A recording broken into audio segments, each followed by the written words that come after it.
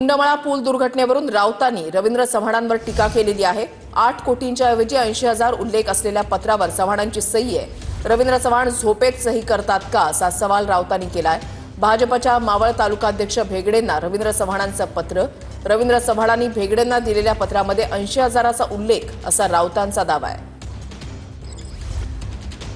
त्यांच्या सहीचं पत्र आहे। मंत्री सही करताना सुद्धा किती नॉन सिरियस असतात, झोपून असतात। अशा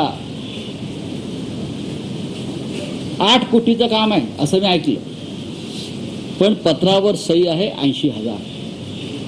हे पहा, म्हणजे आपण कोणत्या कागदावर सही करतो आहोत, म्हणजे किती गांभीर्य आहे अशा काम। 80,000च्या पत्रावर रवींद्र चव्हाण यांनी केलेली सही आहे, आपण पाहू शकतो।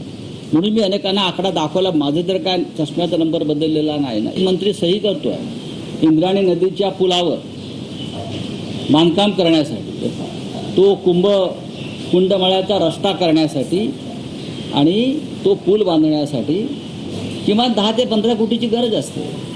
पण पीएनी पत्र टाईप केलं, कोणाला तरी खुश करायचं आहे, पत्र द्यायचं आहे, चला तुमचं काम मंजूर केलं। 80,000 पाहू शकता आपण।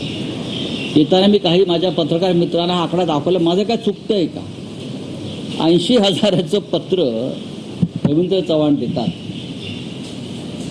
इंद्रायणी नदीवरच्या पुलासाठी, आणि भाजपचे मावळचे प्रांताध्यक्ष जे आहेत कोणी तिकडले, ते हसत घेऊन जाऊन दाखवतात।